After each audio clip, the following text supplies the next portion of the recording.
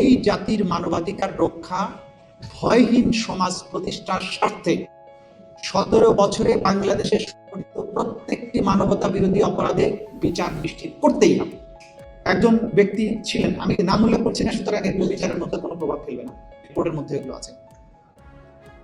যে ধরে নিয়ে প্রথম যে সাদা পোশাকে আসতো, এসে প্রথমে পেছন থেকে তাকে তো অনেকগুলো ধাপ ছিল। প্রথম ধাপ ছিল মনিটরিং, টেলিফোনে মনিটর করতো, তার সোশ্যাল মিডিয়া মনিটর করতো, তার অবস্থান নির্ণয় করা হতো।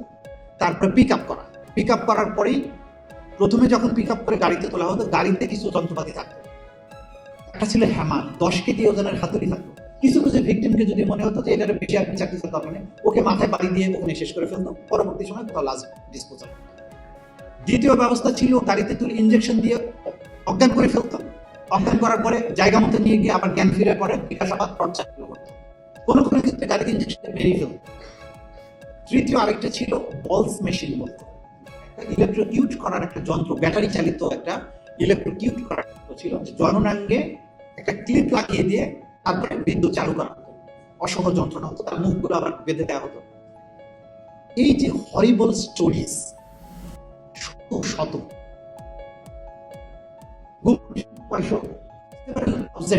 অ্যাপ্লিকেশন তারা ডিল করেছে, আমরা হান্ড্রেডস ডিল করেছি, করছি এখন। এই স্টোরিগুলো, এই মানবতা বিরোধী অপরাধ এবং মানবাধিকারের যে ভয়ানক লঙ্ঘন, এই স্টোরিগুলো যখন আপনারা সামনে আনছেন না, তখন যারা এই অপরাধের সাথে সম্পৃক্ত এবং এই অপরাধকে যারা সমর্থন করেছেন, তারা কিন্তু প্রতিনিয়ত সোশ্যাল মিডিয়াতে উল্টো ন্যারেটিভ দাঁড় করানোর চেষ্টা করছে এবং তাদের পেছনের এই অপরাধগুলোকে ঢেকে ফেলার চেষ্টা করছে। যে মানুষগুলোর পরিবারের সদস্যরা ফিরে আসে অথবা যারা সার্ভাইভার, তাদের এই গল্পগুলো যদি না আসে এবং এগুলো সঠিক বিচার না হয়, নতুন করে মানবাধিকার কমিশন করলে ফিউচার হয়তো অনেক কিছু রোধ করতে পারবেন, কিন্তু পেছনের এগুলোকে আইডেন্টিফাই করা, বিচার করা, আসামিদেরকে সঠিক পাওনাটা বুঝিয়ে যদি না দেয়া যায়, বাংলাদেশে মানবাধিকার আলোচনা করে লাভ নেই। আবারও যখন এই গভর্নমেন্ট সময়ে একটা সময় যখন আরো খারাপ সময়ের মধ্যে যাবে, তারা মনে করবে পদ্ধতিটা তো ভালোই ছিল, তো ওনারা যেহেতু করে পার পেয়ে গেছে, আমরাও শুরু করি, হতেই পারে। সুতরাং এই জাতির মানবাধিকার রক্ষা, ভয়হীন সমাজ প্রতিষ্ঠার স্বার্থে 17 বছরে বাংলাদেশে সংঘটিত প্রত্যেকটি মানবতা বিরোধী অপরাধে বিচার নিশ্চিত করতেই হবে।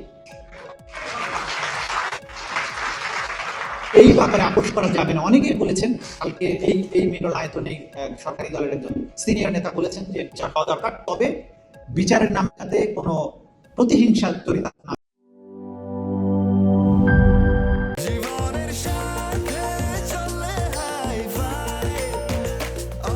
স্বাস্থ্যকর অল টাইম, সব সময় অল টাইম হেলদি লাইফ।